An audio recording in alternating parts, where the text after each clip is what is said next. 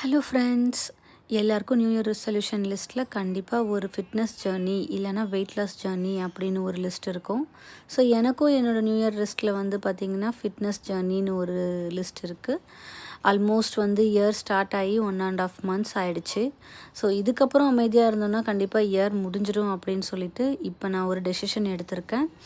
எப்படியாவது நம்ம கொஞ்சம் ஹெல்த்தியாக இருக்கிறதுக்கு கான்சன்ட்ரேஷன் பண்ணணும் அப்படின்னு சொல்லிட்டு.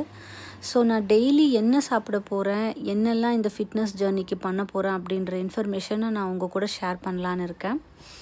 ஸோ உங்களுக்கு அதிலேருந்து ஏதாவது பெனிஃபிட் ஆகுது அப்படின்னா உங்களுடைய சர்க்கம்ஸ்டன்ஸ்க்கு, உங்களுடைய ஹெல்த் கண்டிஷன்ஸ்க்கு என்ன சூட் ஆகுமோ அதை நீங்கள் ஃபாலோ பண்ணுங்கள். சப்போஸ் உங்களுக்கு நிறைய இன்ஃபர்மேஷன்ஸ் தெரிஞ்சிருக்கும், அதையும் நீங்கள் கமெண்ட்டில் ஷேர் பண்ணுங்கள். ஸோ அலாங் வித் தட் வந்து பார்த்திங்கன்னா நான் ஸ்டெப்ஸ் கவுண்ட் உங்கள் கூட ஷேர் பண்ணலான்னு இருக்கேன். ஸோ ஒரு நாளைக்கு நான் எவ்வளோ ஸ்டெப்ஸ் எடுக்கிறேன் அப்படின்னு சொல்லிட்டு.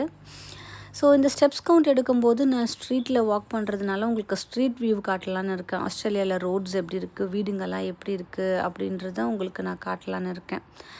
ஸோ இன்னிலேருந்து நம்ம ஹோப்ஃபுல்லி வந்து ஃபிட்னஸ் ஜேர்னியை ஸ்டார்ட் பண்ணலாம். ஸோ ஆல் த பெஸ்ட் எல்லாருக்கும்.